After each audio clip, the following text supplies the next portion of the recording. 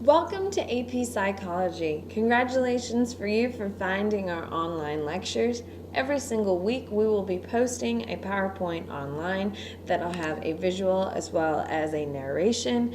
It is essential that you listen to both the narration while following along with the PowerPoint. Now, while you are listening to this narration, please take notes. If you are not taking notes, then you are not working to your full potential.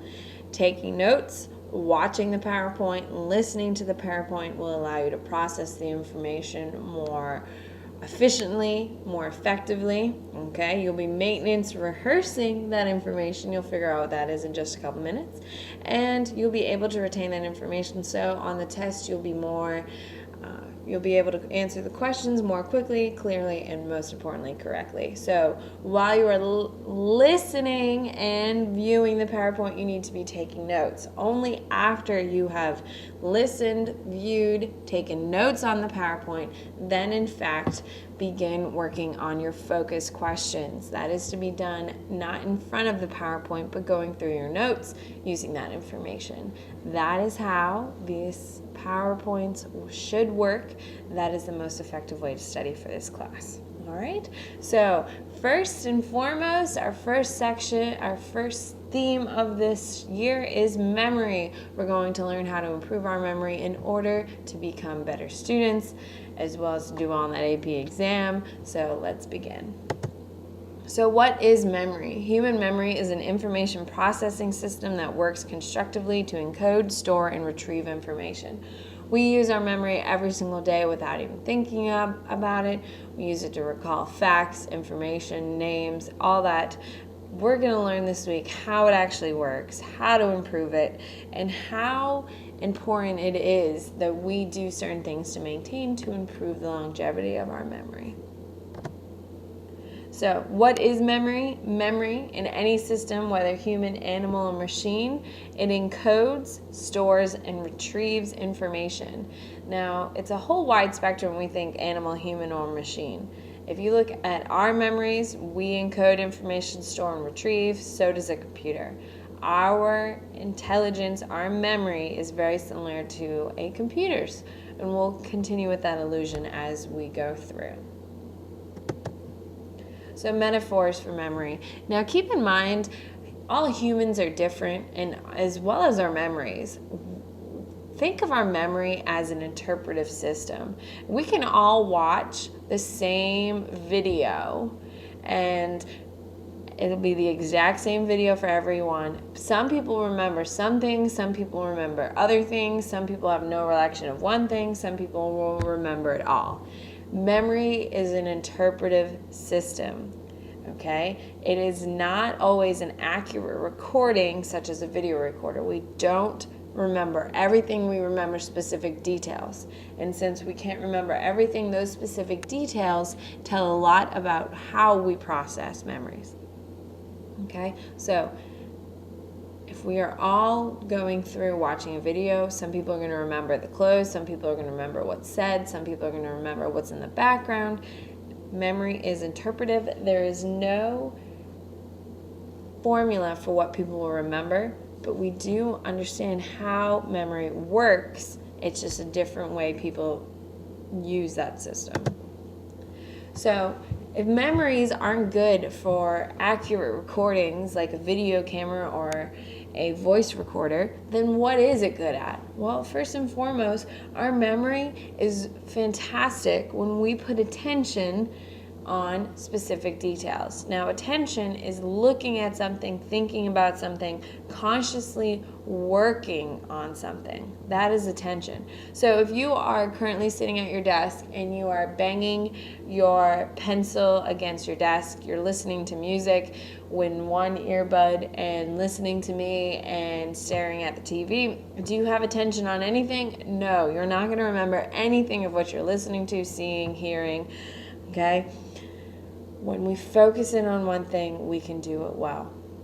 Information in which we are interested in. If you are sitting in history and you hate history classes, well, you're not going to really put effort into learning the material and remembering it if you're not interested. Information that arouses us emotionally. When we have very big extremes of emotions like anger, sadness, happiness, joy, when we have very big swings of these emotions, it makes us remember things more clearly. If you've ever had a truly profound experience where you have been truly terrified, you remember those events much clearly than maybe, your fourth day of school. Information that fits with our previous experiences. We like to be confirmed that we think of things correctly. We look to see things through our eyes and in our world that confirms our own thoughts. Okay? So if we think blondes are dumb, every time a blonde does something dumb, we're going to make a mental note of it and we're going to remember that. Now, it didn't matter that the redhead and the brunette did a dumb thing as well. What we really remember is the blonde doing something dumb, okay? Because it fits with our previous experiences and our expectations. Now, this is probably the best news for all. The information that we rehearse, that we study, that we go over and use again and again is the information that we can really recall from our memories, okay? So studying, working hard, doing what you're supposed to do in school will help you succeed with your memory. So there are 3 major stages in memory: sensory memory, working or short-term memory, and long-term memory. Those are the major stages. Now, all 3 of those stages, every memory, every thought, every memory has gone through those 3 stages. Now, how does a memory start? First of all, it's a sensory input. What a sensory input is everything we see, hear, taste, smell. Okay? All of those things go into our sensory memory. Now, our sensory memory collects everything from all of our senses and processes them very quickly, very briefly. Okay? So all of our senses are going and sending their information to the sensory memory. The sensory memory decides what needs the most attention. Whatever needs the most attention gets sent to working or short-term memory. At this stage, at stage 2, working or short-term memory, that is when we have a conscious awareness of what we are thinking about. Okay, so we're not in memory yet. We are thinking about something, processing information, working through it. Now, at this stage, we use a thing called maintenance rehearsal. Maintenance rehearsal is using information over and over again or practicing information, okay? So once we use our maintenance rehearsal and our short-term and working memory, then we begin encoding it only after a certain amount of time. After we use that information a certain amount of time, we begin encoding it. Now, what is encoding? Encoding is like when you go to the library and you look at the spine of the books and you see all these numbers and letters. That's called the Dewey Decimal System. What that is that books are put into the Dewey Decimal System so we can locate them in any library. Okay? We encode the book so we can retrieve it faster from the shelves. That's exactly what happens in memory. Okay, when we do maintenance rehearsal in our short-term and working memory, we begin encoding these memories and put them in long-term memory. When they're in long-term memory, we are not consciously thinking about them. It's like a shelf in our brain. We put the memories there and we leave it. When we want to relive those memories, then we retrieve those memories. Those memories are retrieved and are brought back into working or short-term memory, which is where we are consciously aware. So only in working or short-term memory are we actually thinking and are consciously aware of an idea, of a memory. Sensory memory, it's subconscious. Long-term memory, it's in the unconscious. So the 3 stages of memory differ in 3 different ways: capacity, duration, and function. Okay? Keep in mind that this is a 3-stage system, which means you have to go to stage 1, sensory memory, to go to stage 2, working or short-term memory, and to stage 3, which is the long-term memory. You have to go one to the next to the next. Okay? It's a progression. So if each stage has 3 different things, what are these 3 major differences? Well, capacity is how much information can be stored. Okay, duration, how long the information can be stored, and function, what is done with the stored information, capacity, and duration. Okay, so those are the three major functions. Now we're going to go into each of the stages at a more specific level and tell you what is actually going on in a deeper level. So the first stage we're going to really look at is sensory memory. Now remember, our sensory input, what our senses are hearing, smelling, tasting, feeling, are being sent to the sensory memory. Okay, first stage. The function, it holds information long enough to be processed for basic physical characteristics. Our sensory memory takes an inventory of what our sensory input is, okay, long enough for it just to be processed briefly. Very basic, no in-depth.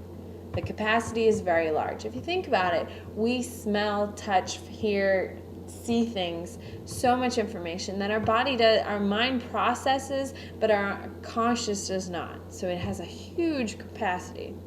The duration is very, very brief. Okay, 0.3 seconds for visual information, 2 seconds for auditory information. For instance, have you ever looked at something for a very long time and just stared and stared and stared at something, and then you closed your eyes and all of a second, for just a moment there, you saw it? That is the visual information. That is the delay. Okay, 2 seconds for auditory information. If I play something, if I have silence, silence, silence, and play a note and then nothing for a long time, you'll be able to hear that note for almost 2 seconds. Okay? So sensory memory forms automatically. We have no control about what our body's processing and what our mind is doing. Our mind is an incredible thing that does so much stuff without us even noticing. So all of our senses and all that information goes straight to our sensory memory without any focus, without any attention or interpretation. So everything gets brought into the sensory memory. It's only what is selected with attention that we interpret. Okay? Attention is needed to transfer information from sensory memory to working memory. Okay? Now, all of our sensory memories are divided into 2 topics. Iconic memory, which is visual information, and echoic memory, which is auditory information. Think of it like this. Marilyn Monroe is an icon. You can still see her on film. Echoic, echo, you hear an echo, echo, echo, echo. Okay? Iconic, visual, echoic, auditory. Now, the types of sensory memories, this visual sensory memory is a brief memory of an image or icon, okay, also known as iconic memory. Auditory sensory memories, brief memory of a sound or echo, okay.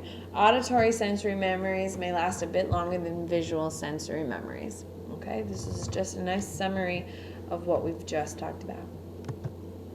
Okay, so the first stage is sensory memory. The actual capacity of sensory memory can be 12 or more items.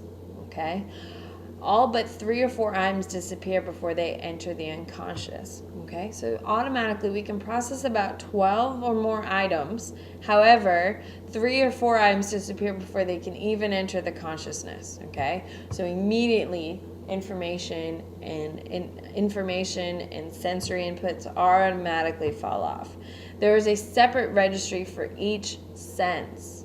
Okay, so don't think of it as a giant pot where we throw auditory and visual and smell and taste, all of those into one giant pot. That's not it. Different parts of the brain process different sensory inputs. Okay, so psychologists believe that in this stage, memory images take the form of neural impulses. Okay, so for an iconic memory, the eye sends a neural impulse through to the brain, and the ear processes all the information, sends neural impulses. We're going to get into a lot more neural impulses in about 3 weeks, so don't worry. Tactile memory, which is touch, olfactory, which is smell, gustatory, which is taste. Please make sure you know all of these different types of memories: iconic, echoic, tactile, olfactory, gustatory. Those are the types of languages we're going to be using in class instead of eye, ear, touch, smell, and taste. Okay, so I've been using eye, ear, touch, smell, taste. Now, because we are AP students, we're going to start using this higher vocabulary. Okay, so one of our famous experimenters here in here in psychology is Sperling. Okay, he came up with an idea to test people's memory. He presented a matrix of 6 letters, as you can see. Okay, for 1/20th of a second, very briefly. Okay, he believed that he wanted people to report as many letters as possible, but subjects only could recall half of the letters. This is what he wanted to know. Was it because subjects didn't have enough time to view the entire matrix? He said no. How did he know this? Okay, he believed that we, in fact, as humans, did see all the information. We just didn't know how to process it. Okay, what Sperling mentioned or proved was that by playing a specific tone or sound at high, medium, or low, looking at each line would help remember the letters better. Okay, he showed that people can see and recall all the letters momentarily, sound low, medium, or high tone immediately after matrix disappeared. Okay, allowed people to remember the letters better. So with K, Z, and R, he played a very high tone.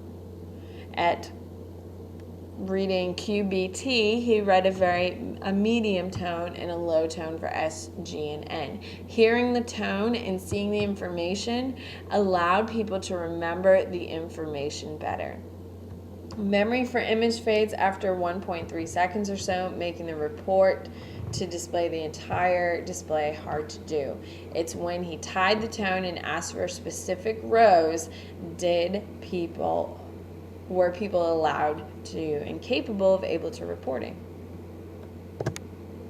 Okay, so let's focus on stage 2 of our memory stages. The first one, like we said, sensory input to sensory memory. Okay, our gustatory, our iconic, our echoic senses are sending information to our sensory memory. With specific attention given to some of those sensory memories, we now start using them in working or short-term memory. Okay, so our working memory store, the function of it is a conscious processing of information. This is where information is being actively worked on. If I'm asking you to count how many sheep are in the yard, you are literally consciously thinking about how many sheep are in the yard. Our capacity holds 7 plus or minus 2 items.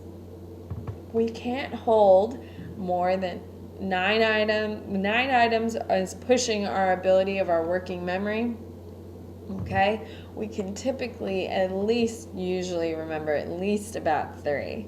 The duration is the brief storage, about 30 seconds. We can actively recall something easily in 30 seconds. So if I give you a grocery list of a bunch of items, let's say 5 items, and 30 seconds, and wait 30 seconds to ask you, can you repeat it? You'll be able to repeat it without a problem. Now, if I ask you in about 6 minutes, are you going to be able to repeat all 5 items? Probably not, unless you were maintenance rehearsing or practicing. Our code, we begin coding in working memory. Code often based on sound or speech, even with visual inputs. Okay? So the coding begins where we are tying visual and sound into what we're seeing and hearing. Okay? So sensory input to sensory memory, we give attention to certain sensory memories, and that goes into our working or short-term memory. Now, maintenance rehearsal, we've talked about it briefly. What is it? It is mental or verbal repetition of information. Now, with that 5 grocery list that I gave you, theoretically, and if I gave you apples, bananas, coffee, soda, soap, peanuts, you're probably thinking apples, bananas, coffee, soap, peanuts. okay, over and over in your head, okay? This is maintenance rehearsal. It allows all information to remain in working memory longer than the usual 30 seconds. So if you weren't doing that, like if you weren't paying attention to our PowerPoint and the narration, then you're not going to know, and you will definitely not be able to tell me what the list is, okay? So sensory input to sensory memory with attention, things get moved into working or short-term memory. Things only stay in working or short-term memory with maintenance rehearsal. Now, when we go forward, if you, for instance, are thinking of that grocery list I just gave you and you were not maintenance rehearsing it and it no longer in your head, it does not go back down to a sensory memory. It just kind of falls off, okay? I had a lot of kids not ask questions about that. So what happens if you can't use maintenance rehearsal? A memory decays very quickly, okay? We're going to be talking about a specific psychology giant who really focused on memory decay in class, but we'll get more into that, okay? So if we demonstrated by using having you memorize a telephone number presented one digit at a time over 30 seconds and you were not maintenance rehearsing, you will not be able to retain all the digits, okay? Another major theoretical giant is Peterson's STM, or short-term memory task. Okay, he tests out of memory of 3-letter nonsense syllables. Now he chose 3-letter nonsense syllables in order to test his hypothesis with, because no one could tie a visual meaning. Now say for instance, for a 3-letter word, I picked P-I-G. Well, you're going to think of a bright pink pig with a curly tail. Well, that's a visual cue as long as syllables. We want KJT, okay? Doesn't have any meaning, nonsense. Participants count backwards for a few seconds, then recall, okay? 1, 2, 3, KGT. How many can do that? Without rehearsal, their memory of those 3 letters would fail. Okay, so if the longer you test, now please, if you don't believe it, test your brother, test your sister. There's some tests I'll tell you not to do, but memory tests are a great way to really learn the material better. So try it, see if it works. Okay, so the working memory model is created by Baddeley in 1992. He believed that there are 3 interacting components. There's a visuospatial, which is the location where things are in regard to the other things. There's the central executive, which manages the 3 parts, and the phonological loop. Okay, he believed that these 2 things, so the phonological loop and the visuospatial sketchpad, come together and the central executives tie them together. Okay, 3 interacting components. Okay, some of you are really very visual, that you can tell, remember something from a lesson by saying, okay, I know the teacher was standing right there by the chalkboard when she said this. And you have to literally think of the teacher standing by the chalkboard and say, okay, she said that Hemingway, died in Key West. Okay?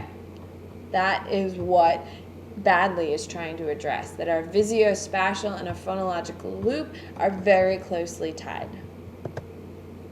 Okay, so what are the visuospatial sketchpad? It holds the visual and spatial information. The phonological loop holds the verbal information. The central executive coordinates all the activities of working memory, brings new information into working memory from sensory and long-term memory. Okay, there has to be some sort of interaction between your working memory and your long-term memory and your sensory information. And this is what Baddeley was trying to get at, that all of them somewhat have to interact, because there's no delay in our processing. Like your first day of school in Miss Reeves' class, you knew to come in and take a seat in the classroom, correct? Well, when the bell rang, of course. Now, why did you know to do that? It's the first time in Miss Reeves' class. Why was it Miss Reeves is going to have you stand all day? Well, that's not likely. You've been at school before. You have the long-term memories of school. So what Badley is trying to prove, that the central executive kind of pulls in all this information, uses all resources to solve and use memory in an effective manner. So ways to improve your STM or short-term memories: chunking.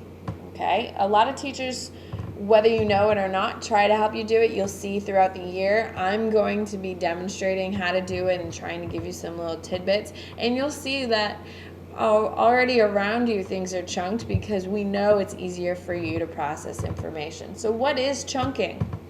Grouping small bits of information into larger units of information. Okay, 2 perfect examples are phone numbers. Absolutely. It is 3-digit area code, 3-digit code, and then 4 digits, correct? Well, if we made 10 digits without any break, is it going to be easier or harder? Way harder if it's just straight 10 digits. We chunk it in order to make it easier to process. Another perfect example is Social Security numbers. Okay, it goes 3 digits, 2 digits, 3 digits. Okay, would it be easier to remember 3 digits, 2 digits, 3 digits, or would it be easier to remember 8 digits? It's easier to remember 3, 2, 3. Okay. Roman numerals are based on the same thing. They don't extend further than 4s. Okay, which is easier to remember? And perfect example: string number 8. First string or second string? Everyone's going to say 483, 792, 516. A lot of you already do this without knowing that it's called chunking. Absolutely. Okay? So let's talk about long-term memory. Also shortened to LTM, just like short-term memory is STM. Okay, you'll see that we're using lots of different names, lots of nicknames, abbreviations. You're going to hear a repeat. Like, for instance, we use short-term and working memory. They're the same things. You need to know both. Okay, so long-term memory. Okay, so once information passes from sensory to working memory, it can be encoded into long-term memory. Sensory input goes into sensory memory. Certain sensory inputs are selected by attention, goes into working memory, which has been maintenance rehearsed and used over and over again. That information eventually becomes encoded. It goes into long-term memory. Once it's in long-term memory, we decide that we want that memory. It gets retrieved and is back into working a short-term memory or our consciousness. Now, long-term memory, its function is organizes and stores information. It is the great collector, okay? It is much more passive form of storage than working memory. Things go there and exist there, but it's not where you remember things. You pull things from your long-term memory into your working or short-term memory. It has an unlimited capacity, which is pretty exciting. There's no limit to how much you can store in there. It does matter how well you store it in there. If you do not encode thoroughly, if you do not think through things thoroughly, then you're not going to remember it as clearly. The duration, some people think it's to be permanent. I know I have some memories that I've had for a very long time that I'm going to assume they're going to be there forever. And I bet you do too. Now, long-term memory. The encoding is a process that controls movement from working or short-term memory to long-term memory storage, getting info in. It is the process that marks a memory to be easily retrieved. It goes from working to long-term memory. Retrieval is the process that controls flow of information from long-term to working memory. Okay, encoding in, retrieval out. Okay, so encoding, automatic and effortful processing. 2 major differences in encoding. Okay, automatic versus effortful. Okay? Some information, as what you ate for dinner yesterday, you process automatically. No one sat at the dinner table last night and said, okay, I need to remember this. I had pork chops, I had green beans, and I had carrots. Nobody does that. But if I asked you right now, what did you have? Oh, I had pork chops, green beans, and carrots. Thanks. Why are you asking? Okay? Other information requires effort to encode and remember. For some of you, you may not find memory that interesting. So learning memory and how it works, okay, the 3 stages, takes effort. So we have automatic things we just remember. We don't know why, but we do. And things that take effort. Okay, so automatic processing is unconscious encoding of information. We do it without really knowing why we're doing it. Examples: what did you eat for lunch? You know the meaning of words you were reading. Okay, what was the last time you studied during the day or night? Okay, automatic. Effortful requires attention and a conscious effort. Okay, memorizing your notes for the psychology exam, listening to me narrate this PowerPoint, repeating a phone number in your head until you can write it down or type it in your phone. All of these things require your attention, require you to actually think about the information. Maintenance rehearsal is going over something repeatedly until it's in long-term memory. It is the constant use, it's the constant processing. It is the conscious awareness of that certain specific memory. Elaborative rehearsals relate the information to what you already know. Okay, so if you are a computer guru and you understand computers and you love working with computers, then maybe you're relating all this information about how the human memory works to your knowledge of how a computer works. Okay, that's elaborative rehearsal. So the self-reliance effect is part of elaborative rehearsal, and it applies information to yourself. As we're going through this PowerPoint and as we go through all of our concepts, you should be relating it back to you. If you don't chunk information when you're given information, like if you don't chunk telephone numbers when you're given telephone numbers, then you're probably like, oh man, I do that, or oh, I don't do that, I should probably do that. Okay? Visual imagery, vivid images you can remember. So for instance, when I was talking to you about not using words when we are trying to test memory decay, we don't use words like pig, P-I-G, because we don't want people to tie information to imagery when we're testing how memories decay. However, out in the real world, I want you to tie all information to visual memory. Why? Because it requires you to use 2 parts of your memory processing. Okay? Levels of processing framework is information that's encoded at a deeper level will be easier to remember than information encoded at a shallow level. If you really stop, think, work through a problem or a concept or an idea, you have a deeper encoded that information into your memory. So when you are sitting at your desk on Friday taking this test, if you have really studied the information, if you have really pushed yourself to learn it, the deeper information will allow you to do better on the test because you'll be able to recall more. If you are barely listening and following along and you are watching, TV and listening to music, then in fact you have a very shallow understanding and it is not going to be of any help to you on the test. Those test questions are going to look like brand new information.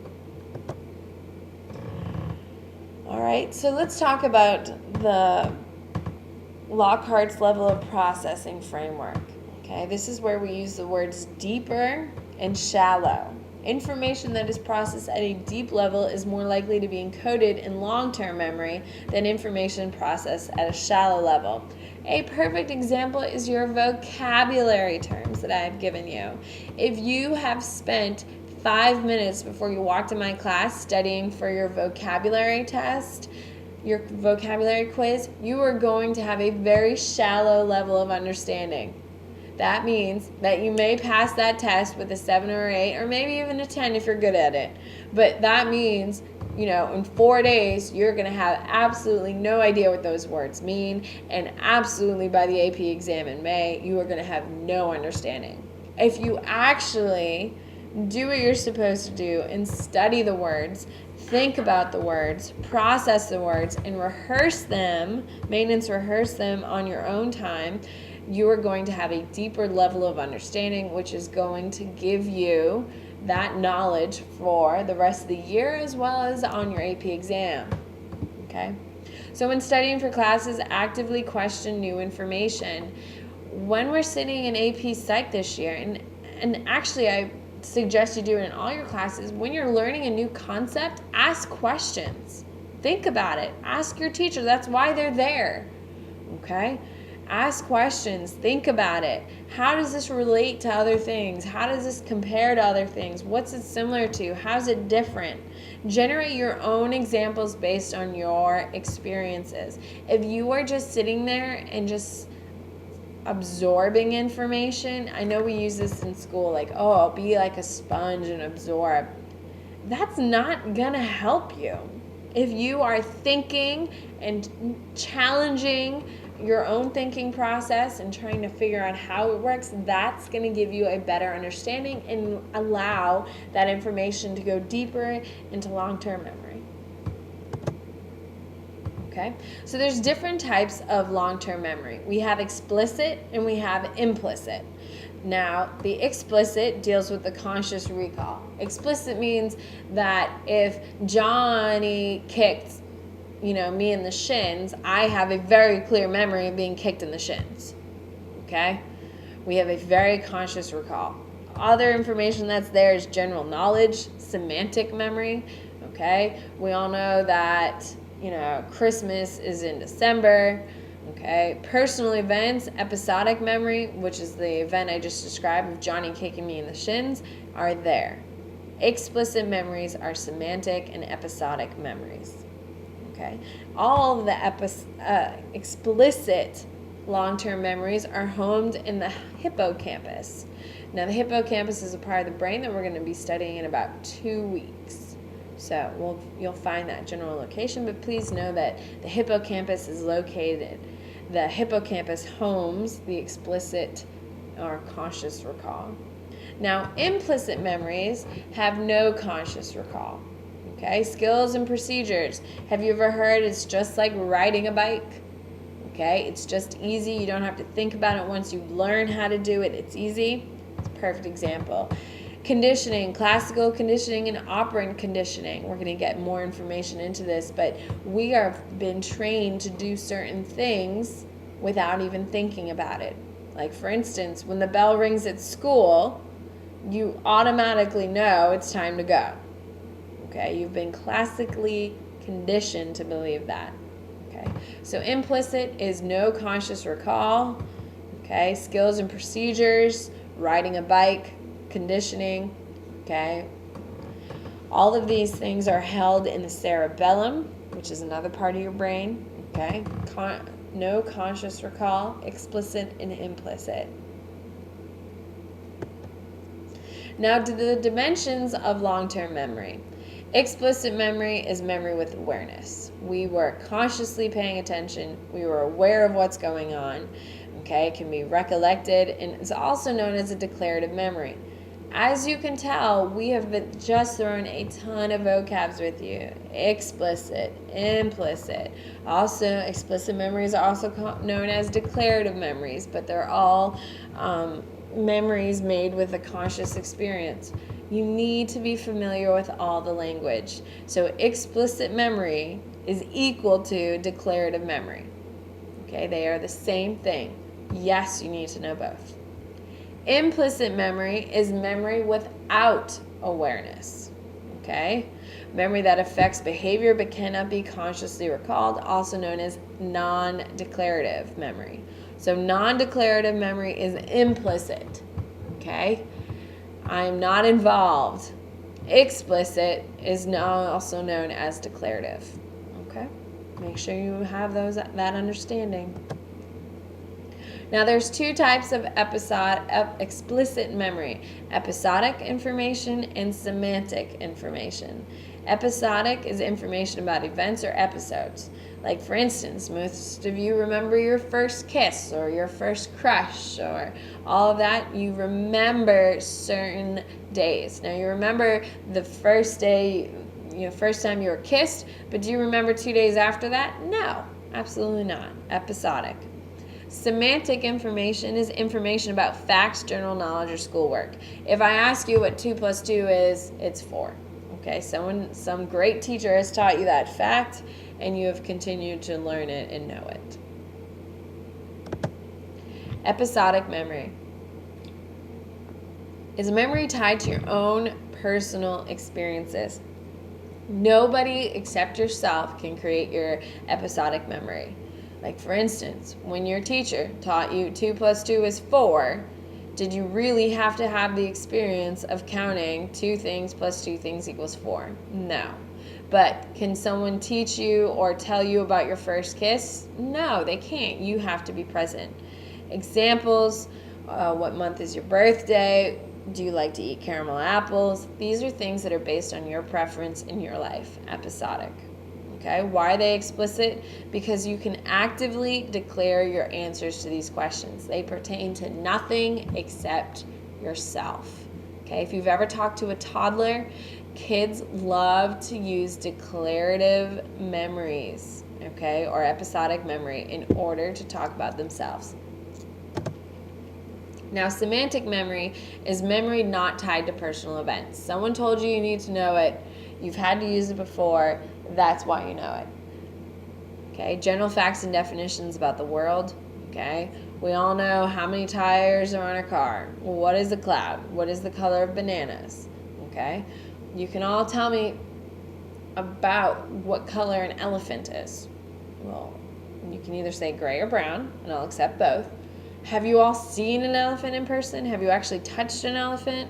No, some of you probably haven't. Okay, but you know that answer because memory is not tied to a personal event. Episodic is tied to personal event, semantic is not. Okay, so if semantics are not tied to a personal event, then why are they explicit? Because you can actively declare your answers. They are the same for everybody. Okay? Now, if you're not good at math, 2 plus 2 may equal 5, but the answer is always going to be 4. Okay? The answers are there. The answers are clearly defined. That's what makes it semantic. Okay? You may have personal experiences with these items, and your ability to answer does not depend on tying to them to your past.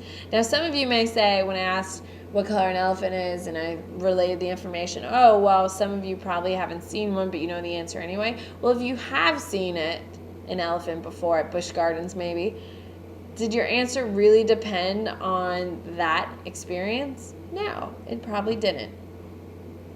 Okay? A perfect example is if I asked you what color a banana is, you wouldn't think back, okay, I ate a banana 3 weeks ago. What color was that banana? No. You're going to think banana, yellow. Okay? Implicit memories are non-declarative. Okay? Semantic and explicit are declarative. Implicit is a non-declarative memory. Okay, what this is, influences your thoughts or behavior but does not enter consciousness. Okay, so they influence you, but you are not always fully aware. There are 3 major types. Okay, in implicit memory, there's classical conditioning, procedural memory, and priming. These are the major types of implicit memory. You are not aware of their influences on you. Please make sure you understand that. With implicit memory, you are not always fully aware. All right, so classical conditioning, now please keep in mind we're going to go into much further detail when we get to it in learning. All right, it's implicit because it's automatically retrieved.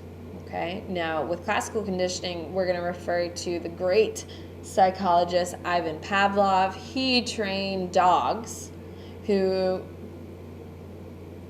drooled over food to drool with the sound of the bell because he trained the dogs to know that food was coming when they heard the bell. So he rung the bell, presented the food, and the dog would salivate. Well, eventually, after much training, that just ringing the bell without presenting food would get the dog to salivate. Okay, that's classical conditioning. They're doing it without knowing.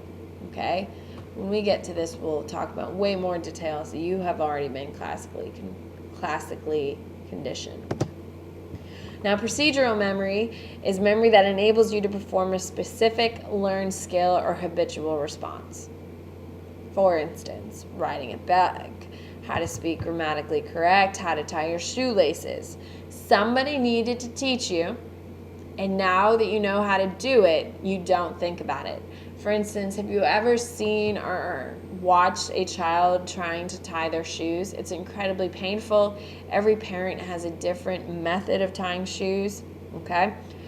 It doesn't matter until the kid gets it. Once the kid gets it, he's got it for life. He'll be able to tie every pair of shoes he gets until he's too old and needs Velcro, okay? Why are these procedural memories implicit? No one really stops to think about how to tie their shoe once they're old enough, once they know how to tie it. Now, there's silly rhymes to teach kids how to tie shoes. You know, once around the tree, one big swoop right through. This is the one I learned with, okay? I don't sing that song to myself now that I know how to tie my shoes. It just naturally happens, okay? One of the biggest things parents struggle with how to tie shoes is how to verbalize how to tie a shoe. It's very difficult. Okay, think about it. Talk yourself of how to tie your shoe tonight. You'll see it's not that easy. All right, they are automatically retrieved when appropriate. Okay, so when I put on my gym shoes, I don't sing the song to myself to remind myself. I just do it without thinking. Okay, they are automatically retrieved without thinking about, hey, what's that song I learned how to tie my shoe with? Priming is influence of one memory on another. Okay, so if you have two similar situations, the first memory is going to affect the second memory. Priming is implicit because it does not depend on awareness, it is automatic. Our brains are incredibly powerful. They sense a similar situation or a similar sound or a similar thing, and they'll automatically recall a memory that is similar.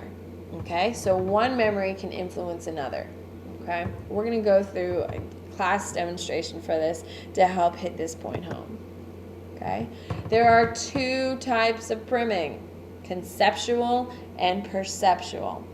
Okay, so there are three types of implicit memories. There are two types of priming. Conceptual priming is the semantic meaning of priming stimulus influences your encoding or retrieval. What this means is thoughts to involve activation of concepts stored in semantic memory. Okay? So conceptually, if I tell you a paintbrush, you're automatically going to assume there's going to be a paint can. If you assume there's a paint can, you're going to assume there's a canvas. And if there's a canvas, you may assume there's an easel. Okay? Now, this does not depend on sense modality. It works across all senses. Okay? Pictures can conceptually prime sounds. I will give you a perfect example in class of how this works. Now, perceptual priming. Prime enhances ability to identify a test stimulus based on physical features. Okay? This does not work across all modalities. Okay? So how are memories organized? Now you've received so much information just from this one PowerPoint. How are memories organized? First and foremost, there's clustering, hierarchical organization, semantic network models, and associations. These are how good memories, or people with good, strong memories, function and succeed. Clustering or hierarchical organization is related items clustered together to form categories. We do this all the time. Like, for instance, in your math class, you're dealing with all math concepts. In your English class, you're dealing with all English concepts. Okay? In history, you're learning only about history. But in fact, did those math people who, like Archimedes, only deal with math concepts when he was creating all this stuff? No, there's a little bit of English, there's a little bit of science, there's a little bit of history of where he got the idea. All of those things form categories. Related categories cluster to form higher order categories. A perfect example of this is the animal kingdom. We have humans at the top of the pyramid, okay? We have the large mammals, the smaller mammals, all of that, okay? We remember list items better if it's presented in categories. For example, if I send you on another grocery store route and I ask for a toothbrush, a teddy bear, corn, and face wash, you're running all over the store and your mind already hasn't processed what I told you, okay? But if I correlate all that information where all of my health and beauty is in one part, all of my produce is in another part, and then all of my meat orders are in a third part, then you're more likely to remember it. We like to cluster. Even if list items are random, people still organize them into some logical pattern. Now, as I was reading that list, some of you were like, okay, that goes with that, that goes with that, that goes with that, okay? You are organizing your thoughts in order to make a logical pattern. Very smart. Here's an example of a hierarchical organization. Mammals, okay? Mammals are the overwhelming category. Well, we've broken it down into two mammals, dogs and cats. Okay, then we've broken dogs into two different dogs, German Shepherds, Scottish Terriers. Cats, okay, are not the same as dogs, but they are mammals. We've branched them off, Siamese cats, calico. Okay, a perfect example. So, our semantic network model. It's the mental links between concepts. Okay, it's the common properties that provide basis for mental link. Okay, the shortest distance between 2 points is a straight line. The shorter path between two concepts equals a stronger association and memory. Activating one concept can spread and activate other associations. So what that means is to take every piece of information and apply it directly to something else. So if I said birthday, you're automatically, hopefully, if you're using your semantic network model, you're applying birthday to cake, to balloons, to streamers, to friends, okay? All of a sudden, that birthday note that I've told you is already a lot stronger than just thinking birthday, birthday, birthday. Okay. Another example is if you'll see in the center of all of these connected circles, you'll see the word red. And all of the things that directly connect to the word red are fire engine, rose, apple, cherry. Well, the common thing between them is red. So we thought red, fire engine. Well, what's another type of transportation? A bus or a truck or an ambulance? Excuse me. Okay, and then you make the connections of a truck, an ambulance, or a car. Even though a car isn't red, it helps develop that thought. So how is memory like a computer? I made that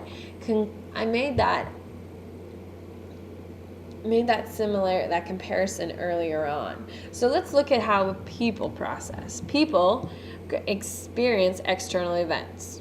Okay, we encode those sensory events. Okay, and that processes in our sensory memory. With attention and conscious awareness, it goes into our short-term memory. Okay, once in our short-term memory, using maintenance rehearsal, we encode it further and put it into our long-term memory. Once it's in our long-term memory, fully encoded, and we decide that we need that information, we retrieve it, and it goes back into short-term memory. okay? How a computer works is that keyboard or modem sends information and codes information to your active memory. Okay, from your active memory, you can hit save and it will then go to your hard drive. Well, if you close the document and you need to access that information, you just hit open. Okay? So for you computer people, probably will get more out of that than maybe I explained. Okay? So summary of all of this wonderful information is that there's 3 memory stores: sensory, working, or short-term memory, and long-term memory. Okay? The control processes of attention, maintenance, rehearsal, encoding, and retrieval affect or govern movement of information between stores. So if you want something in long-term memory and you're not working with it and giving it constant attention and coding and really processing and using maintenance rehearsal, then there's no shot it's going to be remembered, like all this information.